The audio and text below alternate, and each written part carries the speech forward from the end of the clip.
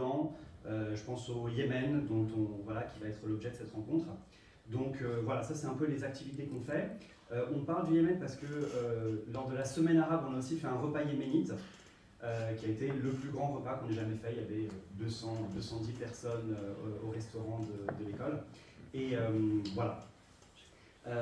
Concernant le programme de nos activités, cette rencontre aujourd'hui, c'est un événement extraordinaire. On est vraiment très très heureux d'accueillir Quentin Müller et Camille Etienne pour parler d'une affaire dont tout le monde a entendu parler l'an dernier, qui a vraiment défrayé la chronique, puisque c'était l'affaire Total au Yémen, et qui depuis est un peu passé un petit peu en dessous des radars, parce qu'effectivement il y a une attention très forte autour d'autres sujets, notamment on parle beaucoup de Palestine, et tant mieux, et on essaie de parler de Palestine dans notre école. Mais aujourd'hui, on va parler d'une autre ère géographique et d'une autre histoire, en revenant sur l'affaire Total au Yémen et sur la situation du Yémen aujourd'hui. Donc pour en parler, nous avons invité Quentin Müller, journaliste et reporter à Marianne. On en parlait avec des camarades. Quentin, tu as travaillé exactement sur tous les sujets qui nous intéressent à Migrants, puisque tu as publié un ouvrage sur les Tarjuman, les traducteurs afghans pour l'armée française. Tu as récemment publié une enquête sur le Sahara occidental. Oui, aussi. Qui défraie la chronique, puisqu'on a appris hier ou avant-hier que le Maroc utilisait des armes israéliennes dans le cadre du Sahara occidental. Et ton enquête de l'an dernier, les eaux noires de Total, a été primée au Grand Prix Varennes. Et donc tu as fait connaître en France cette sombre affaire de pollution et de dégâts environnementaux. Et Camille Etienne, qui est notre invitée. Vous avez travaillé un peu en collaboration, qui est une militante écologiste qu'on ne présente plus. On est tous ravis de t'avoir à l'école et on a tous beaucoup écouté des prises de parole sur la question écologique. Donc c'est bien qu'on ait un reporter et une militante pour parler politique aussi aujourd'hui. Et sans plus tarder, je vous laisse la parole pour nous présenter un petit peu mieux le Yémen aujourd'hui et l'affaire Total au Yémen. Et un applaudissement pour nos invités. Merci.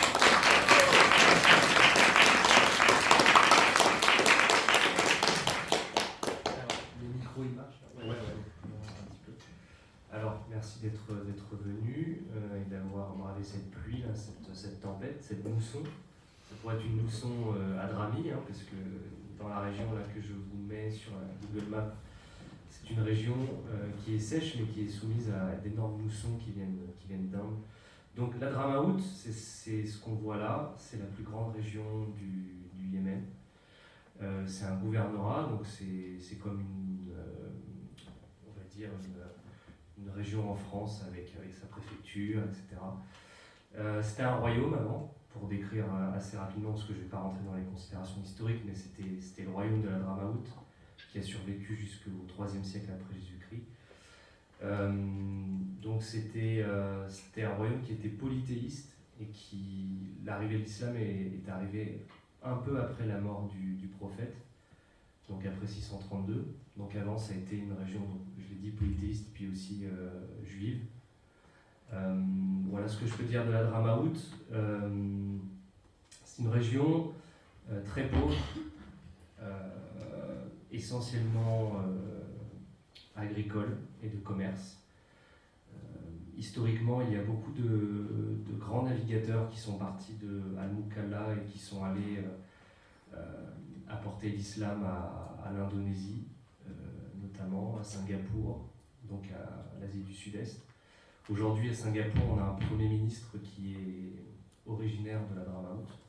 Donc il y a une inspiration, quand on va dans la Dramaout, l'architecture, il y a une inspiration architecturale qui vient d'Inde, donc les côtes de l'Inde, mais aussi d'autres pays d'Asie du Sud-Est. Donc c'est une région très riche pour ça, mais aussi également pauvre, donc je l'ai dit, essentiellement agricole.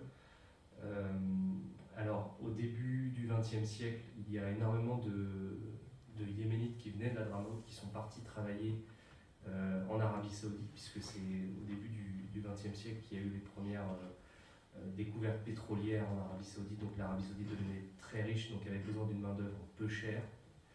Et donc énormément de Yéménites sont partis en Arabie Saoudite, et notamment la famille de Ben Laden, qui a fait ensuite fortune dans le BTP et dans d'autres domaines. Donc il y a beaucoup de Yéménites qui ont fait fortune en Arabie Saoudite, qui sont devenus des grands noms, qui ont obtenu après la nationalité saoudienne. Et donc on peut dire qu'il y a de grands écarts de richesse dans la Hadramaout. Il y a vraiment la majorité de la population qui est soit une classe moyenne très basse, soit très très pauvre, et aussi des familles très riches ou moins riches, mais qui sont quand même aisées, qui habitent en Arabie Saoudite et qui viennent de temps en temps en vacances dans la Hadramaout et qui ont mis en place notamment des bourses d'études pour que des jeunes Hadramis puissent par exemple habiter à Paris. Donc il y a une grande communauté à Paris, enfin une communauté d'étudiants et d'étudiants, non, plus des étudiants garçons yéménites, à qui on a payé, enfin ces grandes fortunes Hadramis ont payé leurs études à Paris. Donc la majorité des étudiants yéménites en France viennent de cette région. Voilà ce que je peux dire. Dans une histoire récente, malheureusement, après la guerre civile qui a commencé donc après les printemps arabes au Yémen après 2011, Al-Qaïda dans la péninsule arabique a fait son apparition dans la région, a profité, si vous voulez, de l'instabilité, du décrépitement du gouvernement pour envahir Al-Mukalla, qui est une grande ville, un grand port et une grande ville de la Hadramaout. Donc ils avaient toute la côte et ils avaient fini par envahir toute la côte. Et donc ils ont maintenu une présence pendant 1 an. Donc ils avaient une espèce d'émirat. Ils menaient des attaques régulières terroristes à Tarim, à Seyoun, qui sont des villes du haut Hadramaout, qui sont des villes importantes. Et c'est à peu près à ce moment-là, si je puis dire, parce que l'invasion d'Al-Mukalla c'est 2015, mais il y avait des attaques terroristes qui ont commencé de 2011, mais même avant, mais de 2011, début des printemps arabes jusqu'à 2015. Et donc c'est à ce moment-là que Total et toutes les compagnies pétrolières qui étaient dans la région ont fui, sont parties. Parce que les conditions sécuritaires n'étaient plus réunies pour maintenir une activité. Alors, la région de l'Hadramaout, là où sont les puits pétroliers, c'est sur le haut de l'Hadramaout. Donc c'est toute cette région-là, c'est le bassin de Al-Messila, qui est où il y a beaucoup de gisements pétroliers, mais il y a également, c'est là où il y a également les principales ressources aquifères du pays et de toute la zone, de toute la péninsule arabique. C'est-à-dire que les plus grandes réserves d'eau sont dans le nord de l'Hadramaout. On a des aquifères qui sont gigantesques et qui alimentent tout le Yémen aujourd'hui. C'est-à-dire que vous pouvez vous rendre tout à l'est du pays ou à l'ouest. Il y a des bouteilles d'eau. Les bouteilles d'eau qu'on boit, c'est généralement des bouteilles d'eau de source de l'Hadramaout. Donc c'est une région qui est cruciale pour le Yémen. C'est aussi une région historique, je l'ai rappelé. C'est très très beau, donc je vais vous mettre quelques petites photos que j'ai récupérées du compte Instagram de Yemen Genesis. Bon, moi j'ai fait quelques photos, mais c'est pas les plus belles. Yemen Genesis, vraiment, ce sont des photographes et ingénieurs français qui sont partis au Yémen au début des années 80 jusqu'au début des années 2000. Donc, moi je me souviens la première fois que j'ai atterri dans la Hadramaout, au départ, je regardais au bleu parce que quand on a commencé la descente, j'étais curieux de voir un peu les paysages. Et au départ, on a survolé une mer de l'Est, c'est-à-dire qu'il y avait un blanc qui était très uniforme. J'avais l'impression qu'on allait se poser sur du lait. Et en fait, c'était une impression de plat qu'il y avait, et on était sur les hauts plateaux. Et petit à petit, plus l'avion descendait, plus on voyait des aspérités se former comme des rigoles, en fait. Et c'était les canyons de l'Hadramaout. Et ça, c'est une photo vue du dessus, et on voit que c'est tout très très plat, donc il n'y a vraiment pas de montagne, il n'y a pas de pointe, c'est vraiment très uniforme, ça a été balayé, je pense, sur des millions d'années par les pluies et le vent, et donc c'est pour ça que les dessus sont très plats, Et ensuite, il y a des dénivelés terribles qui sont les vallées, en fait, où habitent les gens. Donc les gens n'habitent pas sur le dessus, ils habitent en bas, dans les vallées, là où l'eau a formé des rigoles après des millions d'années. Et donc, c'est là où sont les cultures, c'est là où sont les maisons qui sont perchées sur des bouts de montagne, qui sont disloqués, des bouts de canyon. Donc, c'est vraiment très très beau.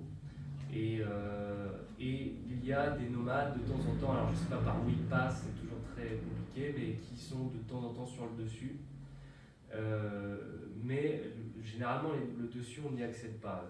C'est compliqué. Et puis, le dessus a été pendant longtemps réservé, en tout cas dans le bassin que j'ai présenté, a été réservé aux compagnies pétrolières. Parce qu'en fait, les compagnies pétrolières avaient leurs installations sur le dessus des canyons. Et pas vers le bas. Et ça, on comprendra que c'est vraiment crucial ce détail-là, parce que le moindre, si vous voulez, le moindre problème, la moindre pollution fait qu'avec la mousson, parce que comme je l'ai dit aussi, c'est une région avec des fortes pluies parfois, donc la moindre pollution, tout de suite, elle descend dans les rigoles, dans la vallée, et elle est emportée sur des centaines de kilomètres, parce que parfois les pluies sont très très violentes, et donc l'eau s'écoule jusqu'à la côte finalement. On va revoir, mais là vous voyez les quelques routes qu'il y a, ce sont des routes à travers les canyons. Moi j'ai descendu là, tout ça à voiture, c'est à travers les canyons. Et donc en fait l'eau elle s'écoule jusqu'en bas et elle atteint tout la Dramaout. Sachant que les compagnies pétrolières sont là, potentiellement une pollution peut être amenée jusqu'à Al-Mukalla, et donc vers le bas de la région. Voilà, voilà pour la géographie. Je vais remettre quelques photos. Il y en a une qui était très jolie, celle-ci. Donc là, on voit, ce sont des nomades. Il y a pas mal de bédouins qui vivent encore, qui sont semi-nomades, et qui sont semi-sédentaires aussi. Et là, on voit en fait, ils sont sur les plateaux et on voit le bas, hein, avec les petites habitations qui sont là. Bon, ça, je trouvais joli. Là, on voit également du dessus. Et on voit les habitations qui sont sur les flancs des montagnes. Pour évidemment, si jamais il pleut énormément, pour pas que les habitations soient balayées par l'eau. Donc, c'est toujours les habitations sur le flanc des canyons. Et puis, une dernière. Ça, c'est assez joli. Ça, c'est Shibam, donc c'est une ville qui est pluricentenaire, c'est les premiers, on appelle ça le Manhattan du désert, c'est les premiers immeubles à 7-8 étages, donc les Yéménites sont toujours très fiers de dire qu'ils ont eu des immeubles avant Manhattan, avant New York. Voilà, et là, donc, on a des bassins, on a des cultures qui sont donc dans la vallée. Et donc moi, j'ai travaillé sur cette enquête, les eaux nord de Total. Je suis tombé dessus par hasard. Je savais qu'il y avait des pollutions qui avaient été commises par des entreprises pétrolières. Il y en avait plusieurs, hein. Il n'y avait pas que Total. Il y avait une entreprise canadienne, Canadian Exxon. Il y avait aussi Dove, une entreprise mi-britannique, mi-norvégienne. Et il y en avait d'autres aussi de plusieurs nationalités qui se sont partagées on peut dire des concessions, des blocs. Là, on a les concessions, les blocs. Donc, on a le bloc 10, qui est celui-ci, qui est à cheval entre Wadissa, entre Shibam, la ville que je vous ai montrée, voilà, et Seyoun, qui est la capitale, si je puis dire, de la Dramaout, donc la ville la plus peuplée, avec Tarim aussi, qui est pas loin. Donc, vous voyez que le bloc 10, le bloc de Total, il est très proche de zones peuplées dans la Dramaout, parce que c'est une région qui est peu peuplée, mais là, c'est là où il y a les principales villes, si je puis dire. Voilà pour le bloc 10, et donc sur le bloc 10, sur les hauteurs, ils avaient des installations qui étaient relativement étalées, c'est-à-dire qu'elles n'étaient pas concentrées, donc il y avait des puits pétroliers qui étaient un peu éparpillés sur les hauteurs. les habitants n'ont pas accès à ces installations-là. C'est interdit, il y a une seule entrée, il y a de rares entrées pour monter sur les plateaux, et elles étaient surveillées et filtrées par ce qu'on peut appeler des espèces de milices qui étaient payées par Total. Donc on ne peut pas dire que c'était la police, on ne peut pas dire que c'était l'armée, c'était des gens peu fréquentables qui étaient armés et qui étaient payés par l'entreprise, la multinationale, pour assurer entre guillemets la sécurité. Mais aussi, il y avait personne, à part des gens qui travaillaient pour Total, qui pouvaient accéder aux installations et donc voir ce qui s'y passait. Donc de ce qu'on voit, moi quand j'y suis retourné, Total n'y est plus depuis 2015, mais l'entreprise nationale a repris le flambeau, c'est le cas de le dire.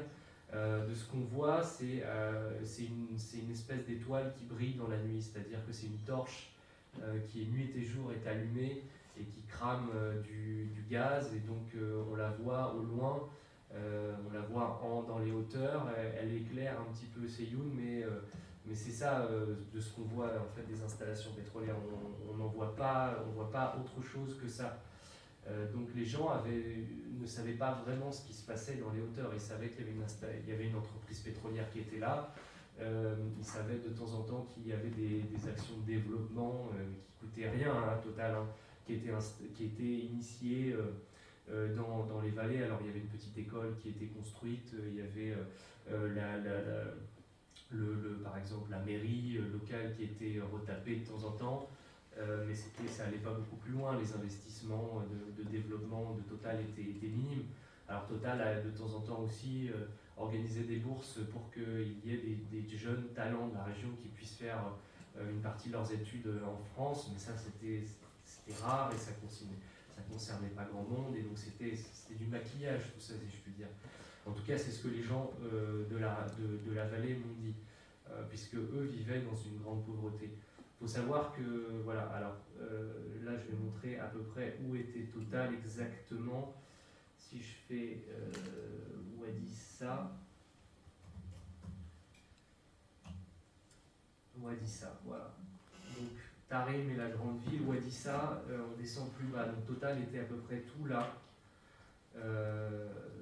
et là, et donc Ouadissa, c'est où je me suis rendu, c'est-à-dire que plus on descend cette route-là, plus la végétation se fait rare, plus c'est sec, la terre elle semble morte, il y a des arbres qui sont noirs, noircis par je ne sais quoi, en tout cas qui sont morts. Il y a peu d'arbres, hein, c'est souvent des dattiers ou des petits arbustes piquants.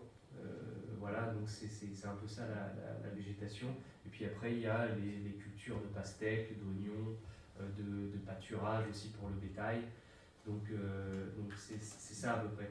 Donc plus on descend cette route-là, moins il y a de végétation, plus on comprend qu'il y a quand même un problème.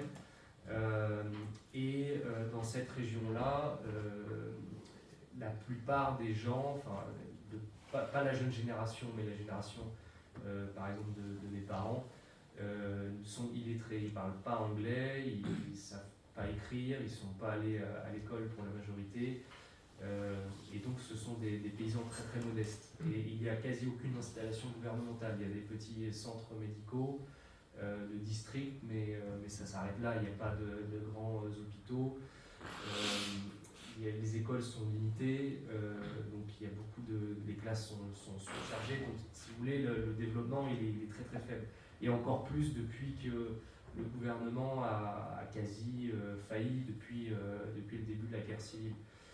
Donc c'est pas une zone qui est en guerre en ce moment, la guerre elle est plus à l'ouest, mais je dirais que Hadramaout a pâti comme la plupart du Yémen de l'inflation, l'absence d'État, et puis le manque de perspective totale en termes d'avenir, de travail.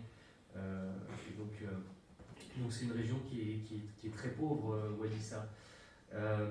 Et c'est là où a été Total de 1996 à 2015. Et alors, pour parler des pollutions, comment ça s'est passé, il y a eu plusieurs événements. Donc, Le premier que je peux dire et qui est l'un des plus graves selon moi, c'est comment Total a failli dans son obligation, qui sont des standards classiques internationaux, dans le traitement de ce qu'on appelle son eau de production. En fait, quand sur n'importe quelle plateforme pétrolière onshore ou offshore, quand vous faites remonter du pétrole, il y a de l'eau qui est mêlée à ce pétrole. Et cette eau-là, généralement, tout le temps, elle comprend des faibles taux de radioactivité. Il y a énormément de métaux lourds aussi, puisque cette eau elle est mélangée au pétrole. Et quand on la sépare, quand les compagnies pétrolières la séparent du pétrole, ils ajoutent à cette eau un cocktail chimique qui s'appelle PETEX, qui comprend plusieurs agents chimiques, et ça c'est extrêmement cancérigène. Et donc cette eau-là, en fin de compte, elle comprend tous ces agents qui sont dangereux, qui sont toxiques. Et donc dans n'importe quelle entreprise pétrolière qui se respecte, et surtout dans un pays où les standards sont normaux, où il y a si vous voulez, une politique, un ministère de l'Environnement, une police qui est là pour surveiller, bien cette eau elle est traitée. Voilà, il y a une usine qui est là pour la traiter, il y a des filtres, et quand elle ressort, l'eau elle est plus dangereuse. Donc, mais Total, ça lui coûtait trop cher de construire ces installations-là. Donc cette eau, qu'est-ce qu'ils en ont fait? Et ça a été, de 96 à 2015, ça a été un gros problème. Et ça a été l'un des, je dirais, principaux facteurs de pollution dans la région. Donc ce qu'ils ont fait, c'est que, alors, contrairement à d'autres entreprises pétrolières qui étaient voisines, qui, elles, avaient encore moins de limites, si je puis dire, Total, ils n'ont pas déversé cette eau directement au-dessus dans la terre, quoi. Alors, il faut savoir que en quantité d'eau qui remontait quotidiennement, c'était des centaines de milliers de barils d'eau qui remontaient. Donc c'était énorme, c'était des quantités qui étaient astronomiques et qu'il fallait gérer. Donc cette eau-là, ils ne pouvaient pas la mettre, si vous voulez, dans, je sais pas, dans des réservoirs, et puis ensuite la garder, puis un jour la gérer. Non, cette eau, elle remontait quotidiennement, et plus les années passaient, moins il y avait du pétrole. Et donc plus on avait d'eau. Et donc plus c'était... cette eau-là, il fallait l'éliminer. Donc généralement, les entreprises pétrolières, cette eau de production qu'on appelle, ils la réinjectent dans les puits pour maintenir une pression et pour faire remonter le pétrole. Il faut évidemment il y ait des filtres qui soient là pour pas qu'il n'y ait non plus une corrosion des puits pétroliers. Mais Total ne pouvait pas seulement réinjecter cette eau, il fallait qu'il la stocke quelque part, à défaut de la nettoyer. Donc ils ont creusé tout simplement, comme je prends souvent cet exemple-là, parce qu'il est concret, comme vous avez dans votre jardin, vous voulez faire une petite mare avec des nénuphars et des poissons. Donc vous creusez dans le sol, et puis avec un tractopelle, et puis vous mettez une petite bâche en plastique, et puis hop, vous stockez votre eau, cette eau extrêmement toxique et dangereuse, et vous déversez cette eau-là. Et donc en fait ils ont créé des centaines et des centaines de bassins que moi j'ai pu récupérer à travers Google Earth. C'est simple, hein, vous tapez c'est simple de retrouver l'adresse exacte GPS des installations Total. Ça n'a pas été simple, mais une fois qu'on a ça, on peut retrouver ces bassins qui sont là, hein, qui sont noirs, qu'on voit bien à travers les bâches plastiques. Et donc ces bassins, il y en a des centaines. Et on voit là que c'est au-dessus en fait des canyons qui sont marqués par ces petites reliures là, et donc qui sont juste au bord des falaises, si je puis dire. Et on voit qu'au milieu de ces bassins s'est formé une espèce de boue. Parce que plus vous accumulez cette eau-là, parce que cette eau, c'est pas une eau qui est limpide, hein, qui est transparente, hein.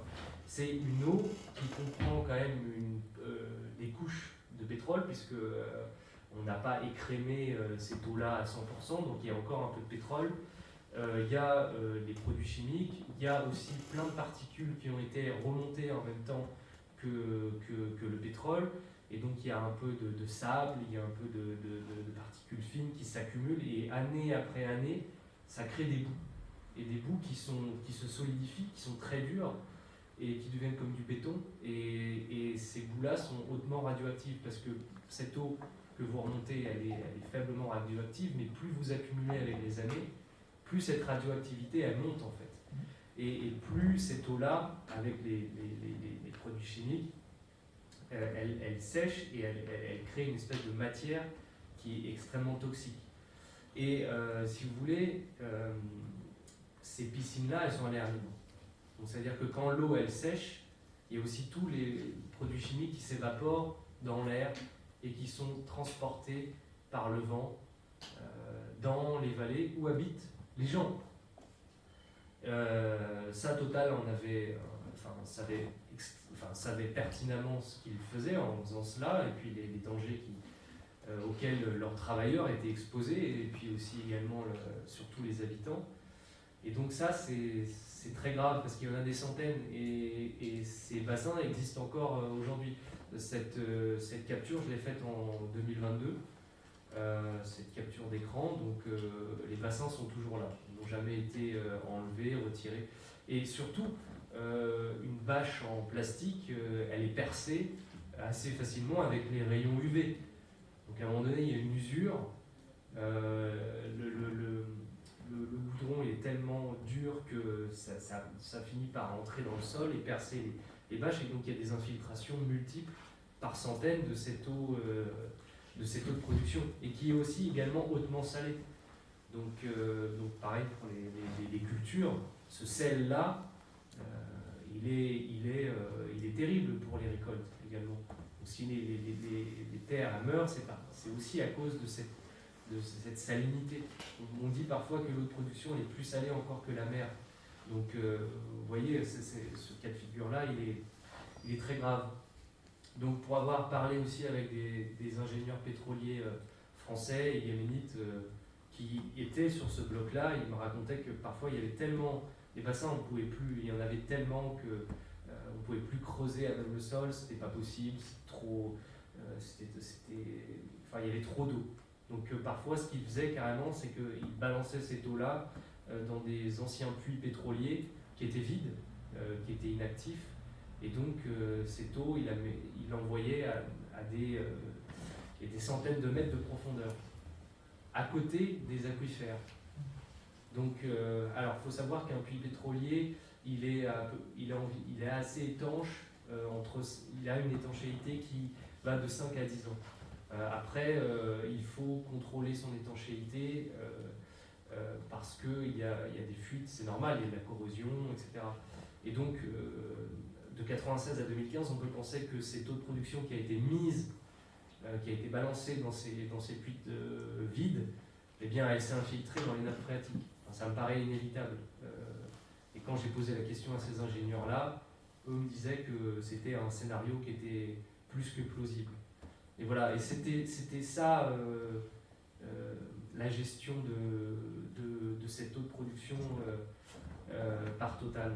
Donc c'est catastrophique, c'est criminel en fait de faire ça, parce qu'ils savent pertinemment que vous polluez une région sur plusieurs centaines d'années, et puis surtout vous condamnez les habitants en bas à déjà vous détruisez leurs terres, vous polluez les sols et les sources, et vous créez potentiellement des maladies graves pour ces populations. Mais Total n'en avait que faire. Enfin, on n'avait que faire, j'ai l'impression, parce que en utilisant cette méthode-là, c'était évident.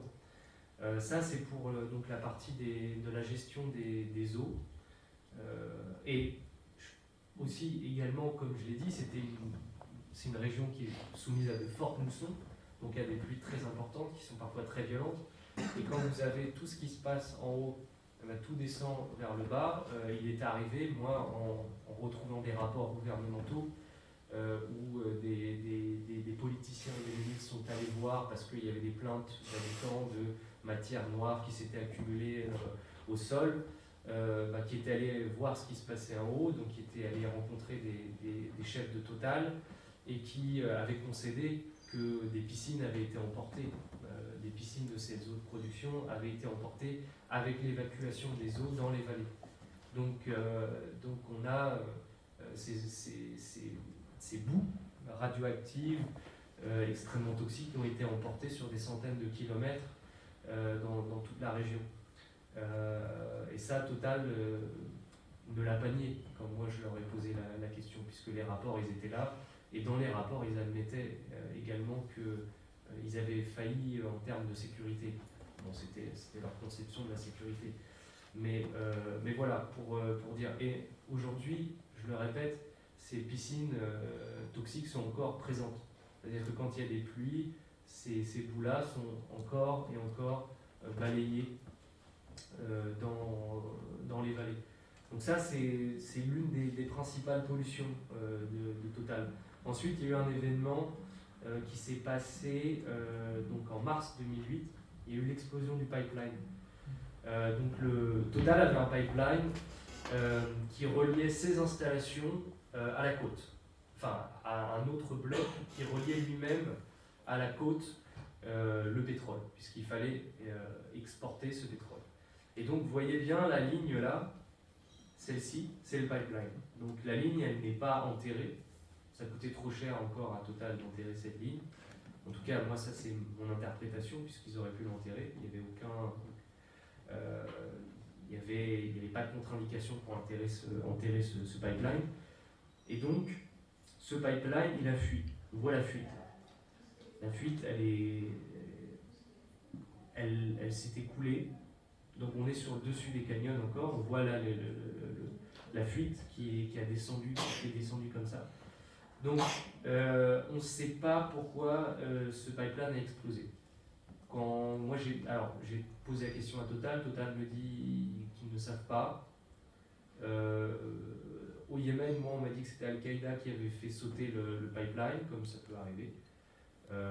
Mais on me dit aussi qu'il y a eu des problèmes techniques. Donc on ne sait pas.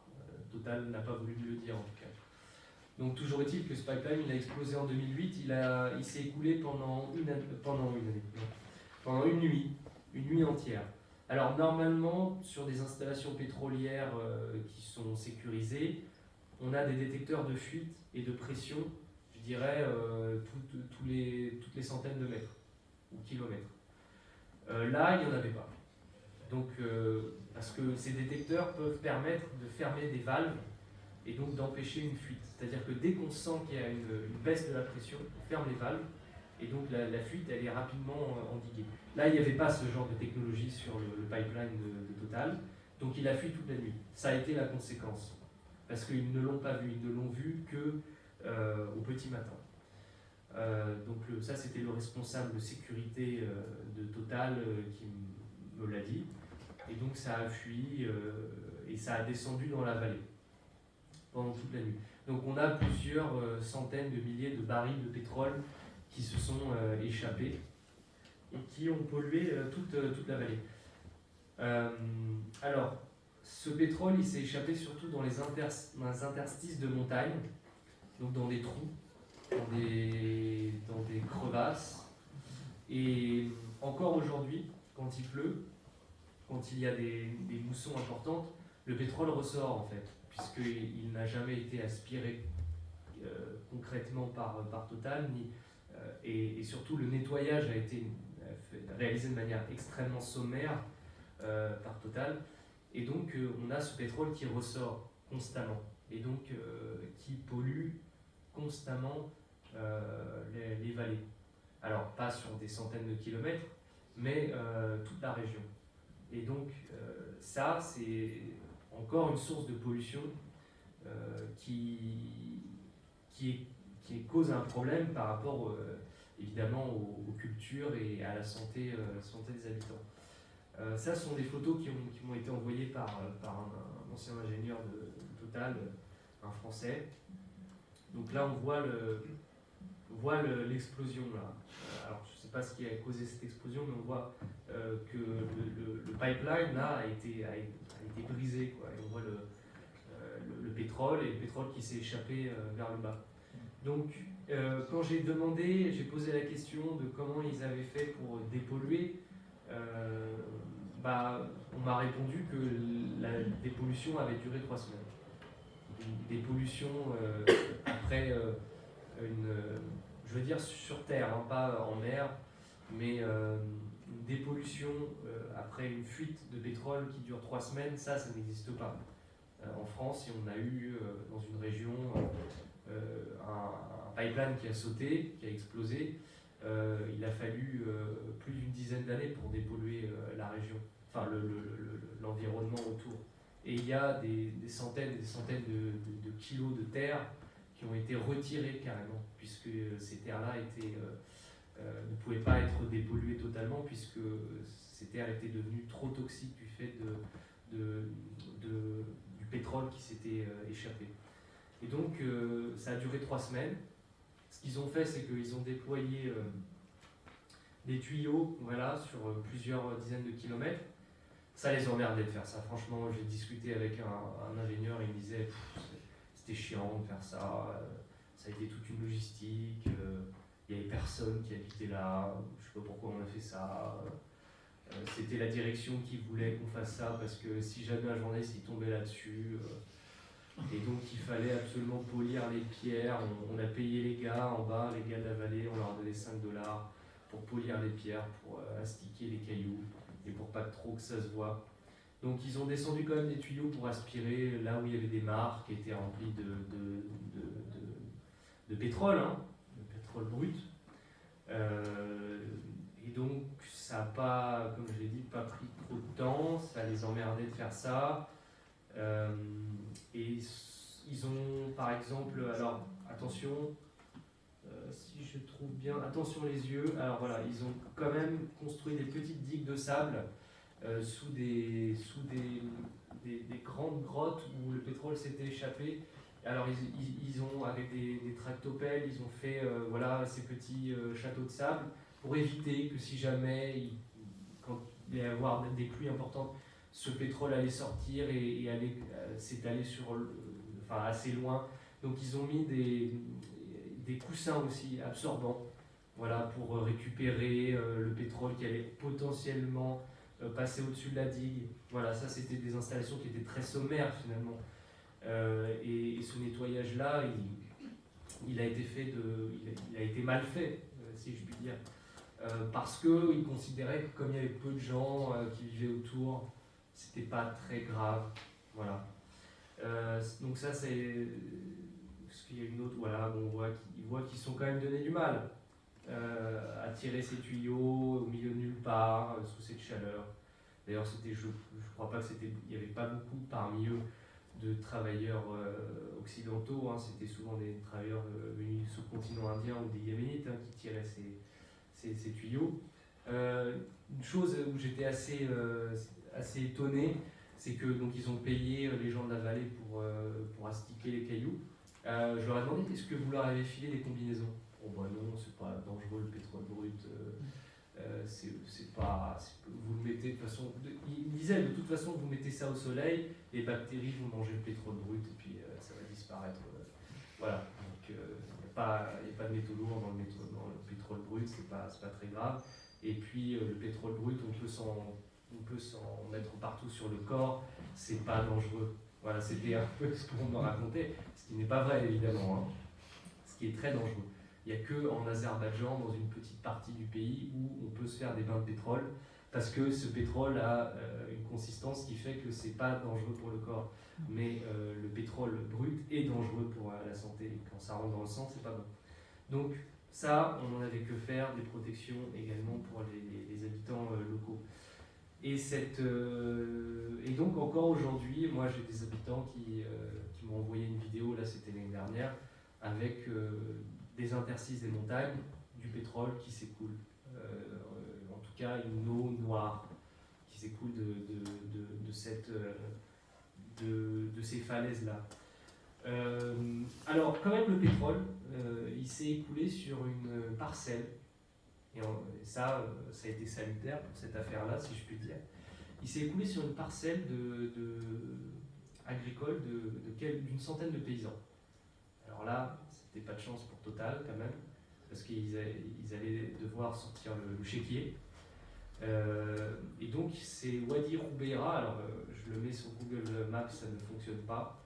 Donc il a été très difficile pour moi de voir où est-ce que c'était exactement, mais j'ai fini par trouver cette vallée. Donc il y avait une centaine de paysans qui se partageaient ce petit parcelle. Et pas de chance, pour eux, le pétrole est arrivé jusque-là. Et cette tribu, la tribu Al-Jabri, qui m'a l'air d'être quand même assez tenace, malgré le fait que la plupart ne parlent ni anglais et sont analphabètes, ils sont quand même allés emmerder Total, hein, parce que c'était arrivé jusque sur leur terre, et parce que leurs récoltes, elles étaient foutues pour l'année. Et surtout, ils vivent de ces récoltes-là. Donc, ils sont allés réclamer à Total des compensations financières. Total a été terrorisé par ça. Parce que déjà, les responsables de Total ne descendent jamais dans la vallée, voir qui y habite, qui y vit. Ce sont toujours des responsables yéménites qui sont embauchés par Total pour faire la liaison. Et donc ils ont été terrorisés par cette colère qui était en train de monter, surtout qu'il y a eu des manifestations qui ont commencé à pondre à l'entrée dans la vallée, en bas, là, à l'entrée de la montée, c'était l'entrée pour monter sur les installations de Total. Et donc il y a eu une colère et Total a fini par envoyer un anthropologue et un ingénieur agronome, donc une personne, Frédéric Pellat, un Français, qui avait fait des études dans la région et qui connaissait un peu les gens. Comme ils avaient trop peur de descendre eux-mêmes, ils ont envoyé cet externe, cet envoyé spécial, voilà. Déterminer quelles étaient les pertes en quantité et surtout monnayer la perte, enfin la quantifier d'un point de vue financier.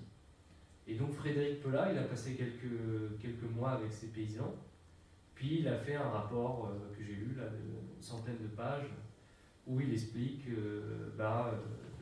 les techniques agricoles de ces gens et surtout combien allait rapporter sur l'année la mousson, enfin la récolte, pardon. Et donc ça a pris quelques mois pour déterminer cela, et surtout Total a demandé à Frédéric Pellat de déterminer sur une année. Donc il considérait que cette pollution pétrolière n'aurait des conséquences qu'une année. Puis ensuite, après une année, le pétrole disparaît, les métaux lourds, etc. Tout ça disparaît. Ça n'existe pas. Les oignons, les pastèques, tout ça pousse de manière florissante. Et ça fait même de l'engrais quand même. Donc, Total considérait certainement cela. Donc Frédéric Pellat écrit que pour les 100 paysans, les récoltes représenteraient 58 000 $ en tout, sur l'année. 58 000 $ divisé par 100, ça fait 580 $ par tête de pipe, c'est quand même peu. Donc, les Al-Jabri, ça c'est un contrat que j'ai récupéré avec Total, accepte une saison. Puis en fait, ils se rendent compte que non, une saison ça va pas quand même, hein, parce que ces pollutions-là vont durer plus qu'une saison. Et donc ils négocient à 3 saisons. Total, Grand Seigneur, accepte de payer pendant 3 saisons cette centaine d'agriculteurs, de leur attribuer 3 fois 58 000 $. Mais payer tous les ans. Ils ne leur donnent pas 3 fois 58 000 $ cash. C'est tous les ans. Et d'ailleurs, il y aura même un retard de paiement de plus de 2 ans pour Total. C'est ce qui apparaît dans les documents. Les paysans ne sont pas contents. Total ne règle pas la dernière compensation. Et donc, il y a une colère qui est juste, hein, de la part des habitants, de la part des paysans. Et donc ça, c'est le contrat. Voilà. Et ils leur font signer à ces 5 représentants de ces paysans, ils leur font signer une clause comme quoi, après ces 3 années de compensation, ils n'auront plus le droit de réclamer aucun centime de la part de Total. Total considère que ça sera terminé après 3 saisons. La pollution a été endiguée. Et eux, ils n'ont rien fait pour vraiment endiguer cette pollution, ni nettoyer, mais c'est terminé. on n'en parle plus. Et donc, ces gens, les Al-Jabri, ont été payés 3 fois 58 000 $. Et puis, les années ont passé et les récoltes étaient toujours aussi mauvaises. La végétation ne poussait plus comme avant. De toute façon, ça faisait plus de 20 ans que la végétation disparaissait petit à petit, qu'il y avait de moins en moins de lézards, qu'il y avait des singes qu'on retrouvait dans des mares après la mousson qui était mort, qu'il y avait moins d'abeilles. Ça, il avait constaté. Mais encore plus avec le pétrole qui s'était répandu sur leur terre. Et vient une prise de conscience de la part de cette tribu qui, là, se dit, en fait, ils sont foutus de nous. Parce que 3 fois 58 000 $, c'est rien. Nous, après 3 ans, on n'a pas retrouvé, je veux dire, une qualité dans les récoltes qui existait avant. Donc ils saisissent la justice. Ils prennent, alors, grand courage, parce que pour des gens qui ne parlent, enfin, qui ne savent pas écrire ni lire, qui ne parlent pas anglais, et qui n'ont surtout aucune idée du droit international, et surtout quand on s'attaque à Total et qu'on est un paysan qui vient de Wadi Roubeira, c'est quand même c'est une prouesse. Donc il y a 5 représentants, toujours les mêmes, qui vont saisir la justice. Ils vont prendre 3 avocats yéménites que moi j'ai rencontrés. D'ailleurs, ça a été le début de l'affaire en les rencontrant, ces avocats. Et ils attaquent Total en justice, devant le tribunal de Séyoun, de la ville principale au Yémen. Et ils demandent réparation. Alors, il y a eu des échanges que moi j'ai retrouvés avec le juge. Des échanges, donc moi j'ai la plainte, où on lit exactement tout ce que je vous ai décrit, toutes ces pollutions-là, récurrentes. Ils ont même compris que les bassins, les piscines en haut, c'était un problème aussi. Et donc ça ne s'arrêtait pas seulement, si je peux dire, à l'écoulement du pétrole après l'explosion du pipeline, mais c'était un tout. Et ils réclamaient des compensations par rapport à ce tout-là. La plainte, elle est longue à lire, parce qu'il y a beaucoup de choses, tout ce que je vous ai exposé. Et Total, je pense, a flippé grave. Parce qu'à ce moment-là, c'était une plainte émanant de 5 paysans. Il ne fallait surtout pas qu'un journaliste tombe là-dessus. Et cette plainte, alors Total a mis un peu de temps avant de répondre. Moi j'ai un dossier, un courrier de Total qui explique non mais on n'a pas eu le temps, au bout d'un an, on n'a pas eu le temps de trouver un avocat, laissez-nous le temps de trouver un avocat et de nous défendre, etc. Et puis entre-temps le juge à Séyoun avait demandé au gouverneur de saisir de geler les comptes de Total. Donc là ça commençait à barder. Parce qu'on était à ce moment-là en 2015, donc on n'avait plus du tout de protection de la part de l'ancien président yéménite, qui était un pote avec Total, l'ancien président qui a été dégagé par les printemps arabes. Donc on était sur un nouveau gouvernement qui était beaucoup moins complaisant envers Total, et donc le juge avait demandé carrément de geler les comptes de Total au Yémen, en attendant une réponse de leur part. Donc Total était en difficulté. Et il se trouve que à ce moment-là, Total réfléchissait à partir, puisque comme je vous ai dit, il y avait des problèmes de sécurité. Mais pour partir, il fallait signer une clause avec l'entreprise nationale qui allait reprendre les installations. Clause de sécession. Vous ne pouvez pas partir comme ça. Avec une clause de sécession, quand on a une plainte aux fesses, c'est pas possible. On ne peut pas partir. En tout cas, légalement. Donc il fallait absolument que cette plainte soit retirée. Qu'est-ce qu'ils ont fait ? Ils sont allés voir alors pas eux-mêmes, mais ils ont envoyé des émissaires, ils sont allés voir les Al-Jabri et ils leur ont proposé plus de 200 000 $ pour retirer leur plainte. Donc moi ça c'est un contrat que j'ai récupéré, fourni par les Al-Jabri, qui m'ont montré que voilà, ils ont été payés plus de 200 000 $ pour qu'il n'y ait pas cette plainte. Les avocats ont été dessaisis de l'affaire, sans trop d'explications. Et puis cette plainte a disparu. Et Total s'en est tiré comme ça, et Total s'est barré du Yémen. Voilà. Total a payé à peu près plus de 30 millions d'euros, ça c'est un contrat que j'ai récupéré aussi, à l'entreprise nationale pour, entre guillemets, clôturer leurs installations sur place. C'est-à-dire qu'ils ont laissé tout le sale boulot à l'entreprise nationale pour qu'ils nettoient, si je puis dire, leurs installations, pour qu'ils puissent fermer certains puits qui étaient inopérants, etc. Bon, l'entreprise nationale, c'est pas un scoop, hein, n'a rien fait pour nettoyer, n'a rien nettoyé, elle a laissé tout en état et surtout les installations sont toujours les mêmes. Et l'extraction pétrolière continue alors à un rythme qui est bas, parce qu'aujourd'hui il y a de moins en moins de pétrole qui remonte tous les jours et de plus en plus d'eau, de cette eau toxique.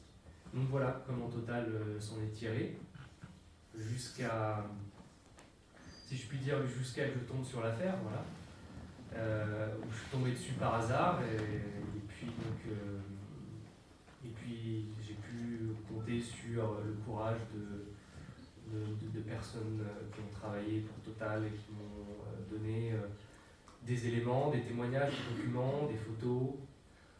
Et puis, moi je continue encore mon enquête sur le... C'est pas terminé, hein, je vais sortir là dans Marianne en avril un deuxième volet avec d'autres choses que j'ai pu obtenir. Mais alors, pendant toute la période de mon enquête, j'ai douté jusqu'à la fin de si ce que j'avais été sérieux.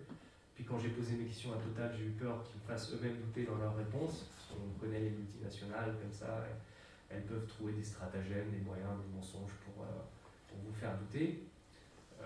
Et leur réponse était médiocre. C'est-à-dire que moi je leur ai pas dit ce que j'avais entre les mains. C'était des questions qui étaient très ouvertes, très naïves. Et ils sont à chaque fois tombés dans le panneau, c'est-à-dire qu'à chaque fois c'était des mensonges qui étaient facilement démontrables. Voilà. Et leurs réponses ont été surprenantes, parce que je ne m'attendais pas à ça, je pensais qu'ils allaient me faire davantage douter. Il n'y a pas eu de plainte en diffamation contre mes enquêtes. Je m'exprime librement là. Je me suis exprimé dans une vidéo avec Camille, sur d'autres plateformes. Jamais Total m'a attaqué en justice. Et puis, de fil en aiguille, il y a un avocat qui m'a contacté et puis qui m'a dit qu'il voulait être mis en relation avec les victimes de ces pollutions. Les victimes de ces pollutions se sont regroupées, donc elles sont aujourd'hui plus de 120. Et elles ont, sur 2 procédures différentes, attaqué Total en justice sur la base de mes révélations et de mes documents, de mes preuves. Elles ont attaqué en justice Total en France. Voilà. Donc c'est là où on arrive, on passe de 96 à 2024 aujourd'hui, où il y a une plainte contre Total pour ces pollutions-là, qui sont quand même énormes, qui représentent des millions, voire des milliards de dollars, selon moi. Parce que pour dépolluer ça, on ne peut plus dépolluer, c'est-à-dire que maintenant c'est trop tard, mais pour compenser les habitants de toute cette région, il faudrait des milliards de dollars. Donc c'est un truc énorme. Malheureusement, la justice française n'est pas... c'est pas une justice qui comme aux États-Unis, après de grands procès, longs procès, est capable de condamner à des amendes qui atteindraient ces sommes-là. On est plus sur des dizaines de milliers d'euros. mais voilà, je pense qu'il y a un besoin, il y a une soif de connaissance, de reconnaissance et de justice de la part des Hadramis de cette région par rapport à ces pollutions. Et surtout, il y en a ras-le-bol de cette impunité de la part des Yéménites et puis aussi, je pense, de la part de beaucoup de citoyens français.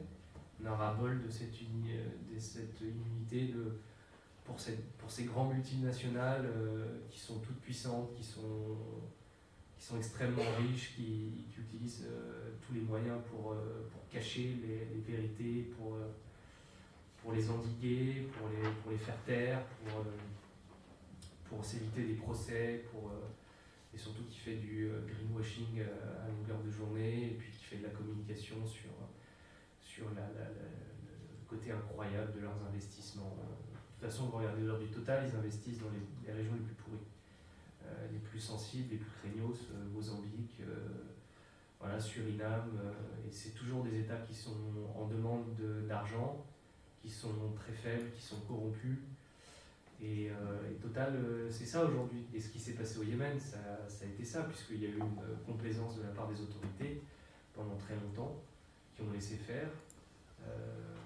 Et le ministère du pétrole était tout à fait d'accord avec ces installations-là. D'ailleurs, quand les députés yéménites sont allés voir les installations de Total parce qu'elles posaient problème, et beaucoup savaient au Yémen qu'elles posaient problème, ils ont eu des rencontres qui m'ont expliqué, ces députés, et quand ils ont confronté le chef de Total Yémen pour lui dire voilà, c'est pas ça, c'est un scandale, vous nous empoisonnez, le chef de Total Yémen a dit, s'est retourné vers le représentant du ministère du pétrole yéménite en disant c'est ce qu'on a signé avec le gouvernement, donc débrouillez-vous avec eux. Nous, ça nous coûte trop cher de construire ces installations, mais bon, votre gouvernement est OK. Donc nous, on a blanc-seing là-dessus. Donc voilà, c'est toute cette hypocrisie. Et surtout, il faut absolument que les gens sur place soient conscients de ça. Donc ce que j'ai fait, c'est que quand mon enquête est sortie, je l'ai fait traduire en arabe et puis je l'ai partagé sur mon blog et je l'ai mise en accès libre en arabe à tous les Yéménites, et ça a fait énormément de bruit au Yémen, plus qu'en France. Mais bon, c'était surtout une enquête qui concernait les Yéménites, même si ça nous concerne aussi à nous, puisque Total est une entreprise multinationale française d'origine, mais donc au Yémen, ça a fait beaucoup de bruit. Et tellement de bruit que c'est les Al-Jabri qui m'ont retrouvé. En fait, ces paysans qui ont été payés par Total pour retirer leur plainte. Alors, moi, je ne leur jette pas la pierre parce que quand j'ai discuté avec eux, m'ont dit que, en fait, ils avaient des pressions énormes. Parce qu'une plainte de 5 paysans contre une multinationale qui rapporte des millions au gouvernement yéménite, c'était énorme la pression. C'est-à-dire qu'ils avaient des gens qui ne connaissaient pas, qui venaient les voir tous les jours pour leur demander de retirer leur plainte. Alors, ils n'ont pas été menacés physiquement, mais je ne sais pas jusqu'où ça aurait été s'ils n'avaient pas voulu leur plainte. Ensuite, ils avaient des émissaires de Petromessila, la compagnie pétrolière qui allait racheter les installations de Total, la compagnie nationale, qui leur a demandé aussi de retirer leur plainte. Il y avait le gouvernement aussi, à chaque fois on leur disait mais votre plainte elle ira nulle part. Vous êtes 5 pauvres paysans, vous croyez vraiment que vous allez gagner face à Total, donc votre plainte, vous ne gagnerez rien, vous n'aurez rien avec cette plainte. Donc ils ont fini par accepter cet argent évidemment, mais eux c'était pas par pur intérêt ou par pur égoïsme. Donc voilà un peu ce qu'a essayé Total pour endiguer cette vieille affaire, qui n'est pas si vieille, puisque moi je trouve que c'est récent, 2015, 2008, tout ça, c'est des dates qui sont quand même très récentes. Et ça, je trouve que c'est un bon exemple sur le comportement Total à l'étranger, dans des pays qui sont corrompus, où il n'y a pas beaucoup de journalistes, il n'y a pas beaucoup d'accès à ces zones. On peut facilement dissimuler ces choses-là. En fait, je pense qu'ils pariaient sur le fait qu'il n'y avait aucun journaliste qui allait descendre dans ces vallées perdues.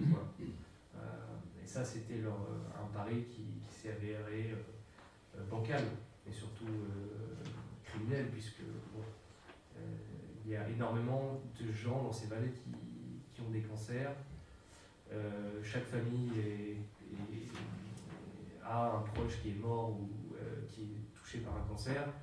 Et quand on est atteint d'un cancer au Yémen, généralement on est condamné à mort, puisque moi je me suis rendu à Seyoun, donc la ville principale où il y a un tout petit centre d'oncologie. Il y a un oncologue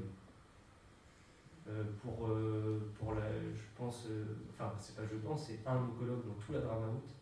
À Marie, il n'y en a pas, à Chaboua, il n'y en a pas, donc les régions à côté. Et il n'y a que des infirmières, il n'est pas avec des médecins. Donc il est tout seul. Et lui, il gagne, c'est ce que le gouvernement lui paye, il gagne $90 par mois. Donc c'est son salaire. Donc en fait, il y a tout qui repose sur lui. Et il y a tous ces malades qui reposent sur lui. Donc, franchement, j'aimerais pas être malade, vu l'état de l'hôpital, j'aimerais pas tomber malade là-bas. Donc c'est ça en fait qu'il faut avoir en tête. Et puis c'est aussi tout un environnement, un écosystème qu'on détruit avec ces pollutions-là. Parce qu'il n'y a pas que les hommes, il y a les singes, les insectes, la biodiversité à Drami, alors que je ne connais pas par cœur, mais c'est tout ça qu'on détruit également. Le miel du Yémen, c'est le plus cher au monde, c'est le plus important, c'est une richesse. Le miel du Yémen, ça équivaut à de l'or. Il est très divers, il est extrêmement bon au goût aussi, mais c'est une richesse dans la région. Et le miel, il dépend des abeilles, et les abeilles, elles disparaissent, par exemple. Donc ça, c'est aussi un patrimoine qui disparaît. Donc il n'y a pas seulement les hommes qui meurent aussi. Donc ça, c'est... Et il n'y a pas que Total qui est coupable de ça, il y a aussi d'autres entreprises pétrolières aux alentours, voilà, qui ont saccagé, si je puis dire, cette région du pays. C'est une région très belle, magnifique, avec une architecture pluricentenaire, avec des espèces de maisons en tours qui sont perchées sur des rochers, qui sont la plupart inhabités quand on vogue comme ça avec la petite voiture, parce que la plupart des gens sont allés vivre au Yémen, au Yémen, pardon, en Arabie Saoudite, et ils rentrent de temps en temps, ils passent leurs vacances là-bas. Donc l'Hadramaout, c'est ça aussi, c'est cette beauté fantastique qui vous saisit quand vous allez là-bas, et qui est pluricentenaire, et donc le fait qu'il y ait des multinationales qui viennent et qui vont extraire un peu de richesse, puis ils polluent, ils s'en vont, c'est une insulte envers ce pays, cette histoire. Voilà ce que je peux dire.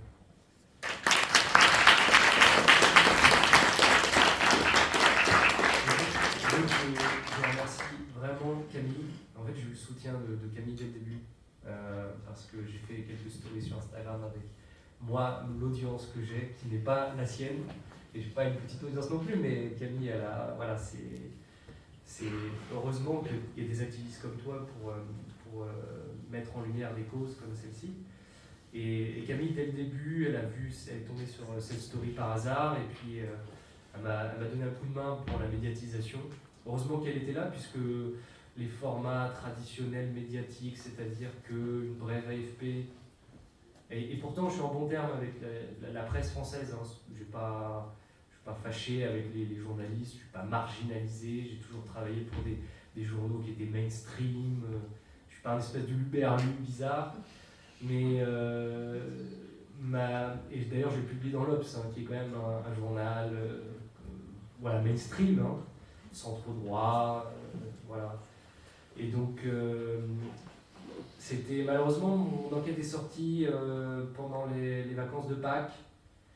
Au départ, j'avais négocié avec l'Obs que ça soit la couverture. Ils étaient très contents de faire ça. Et puis finalement, ils se sont dit, mais le Yémen, Total, bon, c'est quand même le Yémen, donc c'est pas très vendeur, donc on va faire une sur la cocaïne. Donc j'ai été averti la veille que ça serait la une sur la cocaïne et pas sur Total. Bon, c'est pas grave, c'est comme ça, c'est le jeu. Et donc c'est sorti en vacances de Pâques, donc j'avais plein de potes journalistes avec qui j'ai demandé est-ce que vous pouvez faire moi un petit papier pour reprendre ce truc, pour que c'est un écho, que je sois invité à la télé, à la radio, pas pour moi, hein, mais c'est pour que ce truc-là ait un écho. Mes collègues étaient en vacances, donc, et puis après il y a eu une autre actu, et donc bon, j'ai été invité ici et là, mais c'est vraiment Camille qui a démocratisé, si je puis dire, ces révélations-là, qui lui ont donné vraiment elle l'a démocratisé, parce que bon, il y a aujourd'hui, je ne sais pas s'il y a beaucoup de gens qui lisent la presse encore aujourd'hui, donc la presse écrite en tout cas, donc tu lui as donné une importance, et aujourd'hui elle vit encore grâce à Camille, si je puis dire, et aux plaintes aussi également judiciaires, et donc c'est grâce à des gens comme toi et c'est pour ça cette alliance journaliste activiste, c'est bien aussi, parce que ça peut donner de la force en fait à des révélations qui ont besoin d'exister sur la scène médiatique, et qui ont besoin de ce genre d'événements aussi, pour qu'au moins elles puissent être dévoilées, révélées, parce que sinon c'est quelque chose, un papier qu'on pourra relire de temps en temps, puis on tombera dessus par hasard, puis on se dira putain, mais quand même ah ouais, on n'a pas trop parlé, et d'ailleurs le fait de révéler, même avec des sources, même avec moi, de mon expérience journalistique, mais même avec du concret, des preuves, etc., le fait que ça ne soit pas beaucoup partagé, ça décrédibilise malheureusement l'enquête en elle-même. Donc c'est bien qu'elle ait une portée comme ça, et donc je te remercie pour ça.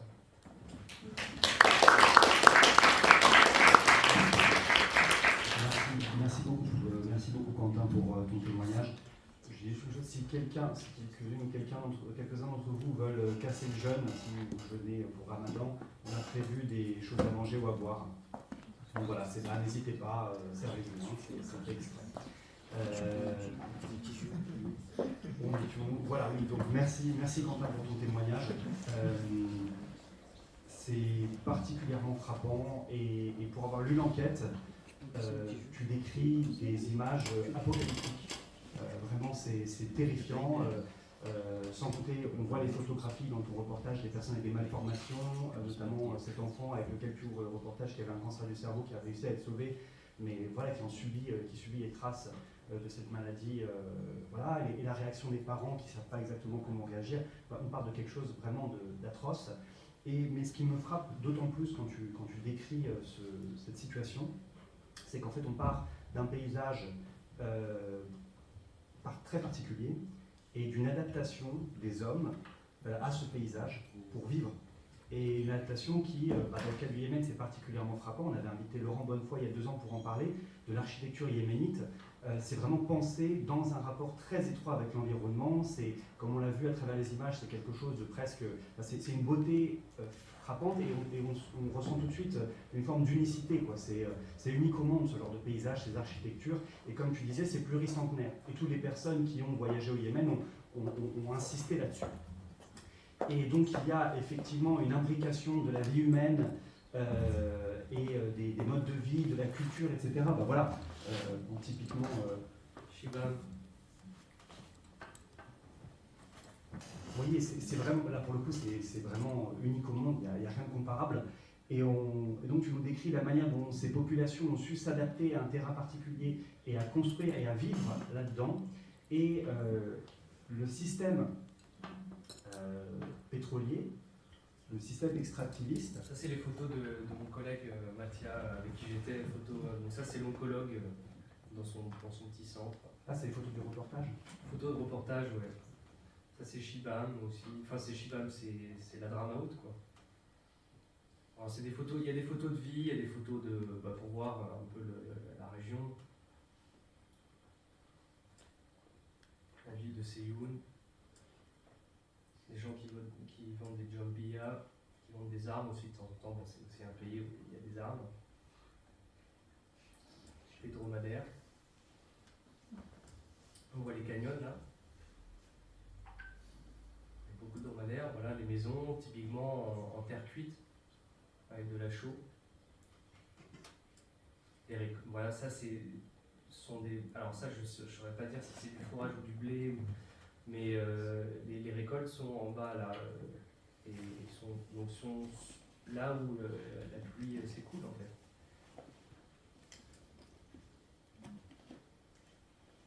Là, les maisons sont à même la falaise pour se protéger toujours de la pluie. Là, c'est particulièrement frappant. Enfin, on a l'impression que tout a été aménagé, adapté et pensé par... Ça, c'est l'un des villages que je préfère, à Djezaïr. C'est carrément, on voit les petites maisons là, qui sont sur le gros rocher, qui sont perchées sur le gros rocher. Et ça, c'est un village que je trouve fantastique. Vraiment. Et là, la vue là, sur ce village est incroyable.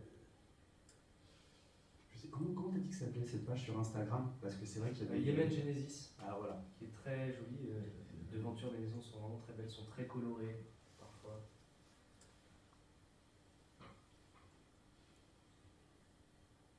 C'est un peu hypnotique. Ouais, des châteaux.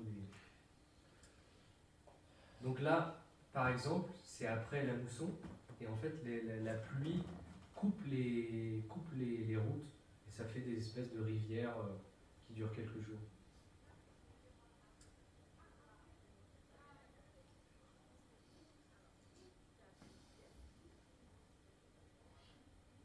Ça c'est Shibam, et là pareil, c'est une espèce de piscine naturelle qui s'écoule et qui reste pendant longtemps, et les gens s'y baignent en fait, sans qu'on sache vraiment si ces eaux sont polluées ou pas. Dans le centre d'oncologie, c'était une petite fille qui était malade.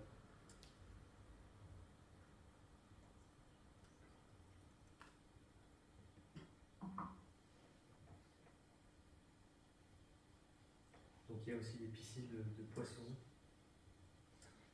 Alors ça, c'était à Wadissa, et c'est pareil, c'était une rivière qui traversait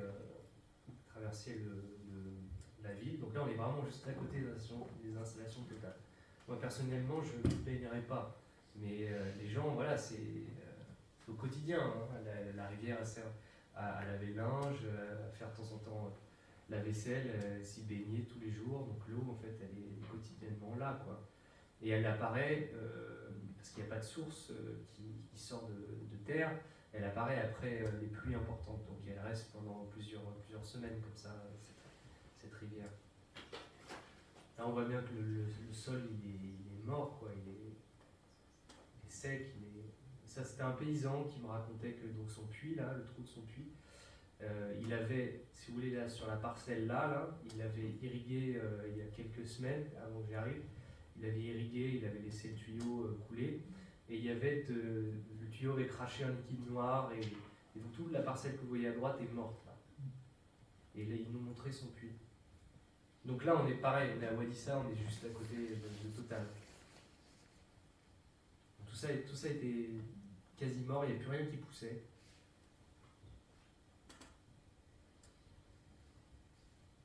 Ça, c'est le jeune garçon qui a eu un cancer du cerveau, et donc son père habitait en bas des installations Total. Voilà. Alors ça, c'est une petite fontaine, voilà. Pareil, qui sort des puits où on peut se rafraîchir, mais moi, personnellement, je ne boirai pas cette eau. Mais qui a fait des tests de cette eau-là ? Qui a testé l'eau pour savoir si cette eau-là, elle n'avait pas des intrants chimiques, s'il n'y avait pas une composition problématique. Alors Total a fait ça. Parce que je me suis dit, quand même, est-ce que Total, ils ont testé l'eau des villages, des puits ? Total a dépêché une entreprise suisse. C'est elle qui a payé cette entreprise suisse pour faire ces tests dans 130 puits autour des villages, autour des installations. Donc on peut se dire, waouh, c'est super, ils ont fait ces tests-là. Donc l'entreprise suisse fait ses investigations, mais c'est une investigation que moi je peux faire. C'est-à-dire que l'étude en tant que telle de ces taux, c'était seulement en pH et en dureté. C'est-à-dire que moi, mon aquarium, si je veux déterminer si mon eau elle est calcaire ou elle est acide, je vais prendre la petite bandelette, puis je vais la tremper dans l'eau, puis je vais voir si la bandelette elle est jaune, c'est que mon pH il sera acide, si elle est bleue, c'est que mon pH il est calcaire.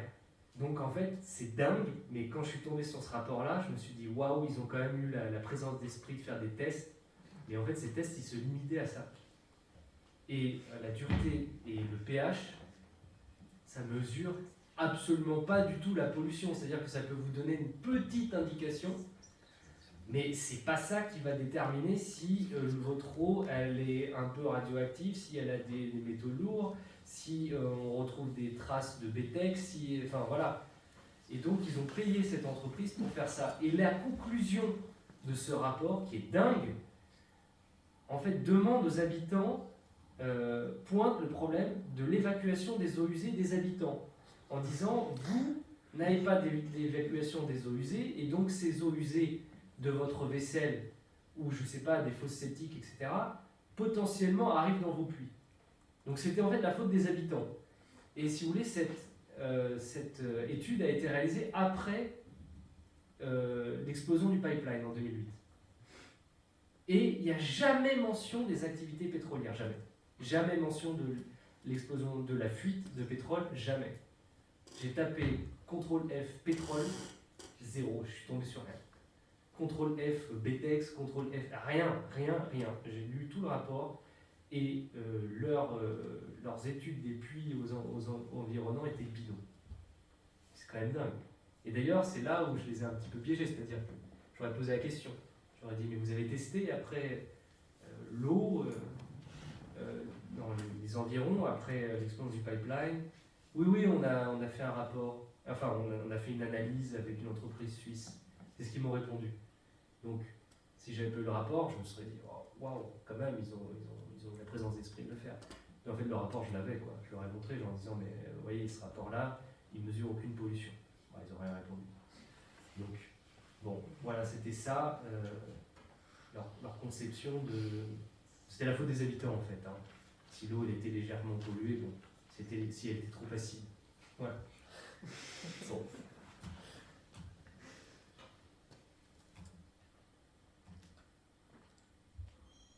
Là, pareil, pour des gens qui se baignent, etc. Moi, comme il n'y a personne qui n'a jamais fait de test de cette eau-là, alors, j'ai chopé un rapport gouvernemental qui date de 2008, où il y a quand même des gens du gouvernement qui ont fait des tests d'eau et de terre, et qui ont rapporté ça à l'université des sciences de la Dramaout.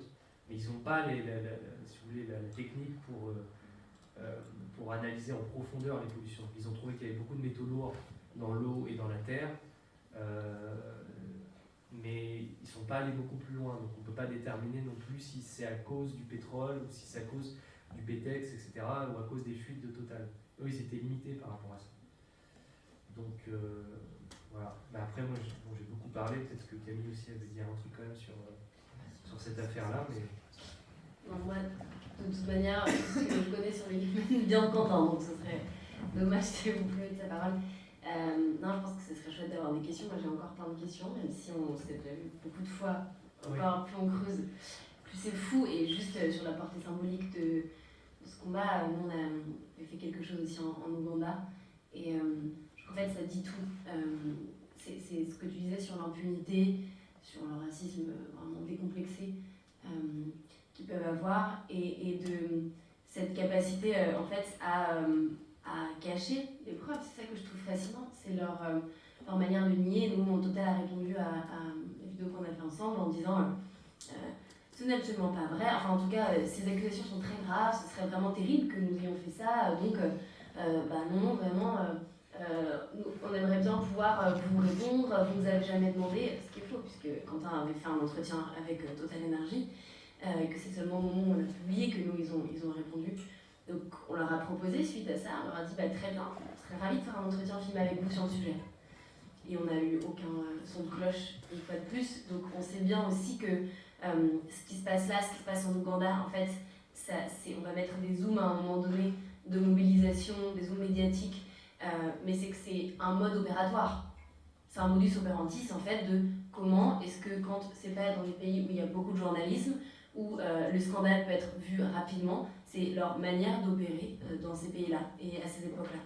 Et c'est donc ça qu'il faut réussir à hacker. Et ce que je trouve très intéressant avec la plainte, en fait, c'est que on a fait beaucoup de plaintes, on a participé à un certain nombre qui sont symboliques, qui sont des plaintes politiques, et c'est très important vraiment. Mais là, ce que je trouve très puissant, c'est qu'en fait, il n'y a personne entre les paysans yéménites et l'avocat. C'est-à-dire que c'est des paysans yéménites, des victimes directes qui portent plainte contre une multinationale. Et c'est potentiellement, encore une fois on est en France, mais c'est potentiellement, en tout cas théoriquement, des millions, voire des milliards d'euros en jeu en termes de réparation, si vous voulez être à la hauteur du dommage causé par nous. Et en fait, tant qu'on n'ira pas taper là où ça leur fait mal, c'est-à-dire soit le pénal, soit le portefeuille, on n'atteindra jamais, on n'arrivera jamais à défaire ce grand monstre. Enfin, en fait, c'est vraiment, quand on est de l'ordre du David contre Goliath, je pense que c'est là que ça se joue. C'est que le coût réputationnel pour eux est assez faible, parce que ils n'en sont plus à ça. C'est-à-dire que leur réputation, la réputation Total Energy n'est pas glorieuse. Nous, on s'attaque aux banques qui les financent, aux assurances qui les financent. Là, on essaie de jouer sur la réputation de ces acteurs-là qui sont un peu, qui les sous-tendent. Mais pour le coup, je crois sincèrement qu'il est temps qu'ils payent, c'est tout. Et qu'ils se sont fait ce qu'il ne faut jamais oublier, c'est qu'ils se sont fait des profits sur ces vies-là. Littéralement. C'est-à-dire qu'ils ont gagné de l'argent de ce qui s'est passé là pendant des années et des années. Donc il y a une question de justice et de réparation historique, même morale, ou moins, qui est en jeu. Mais il y a aussi ce que ça peut créer, qui est de dire c'est le point de bascule, et à partir du moment, c'est plus possible.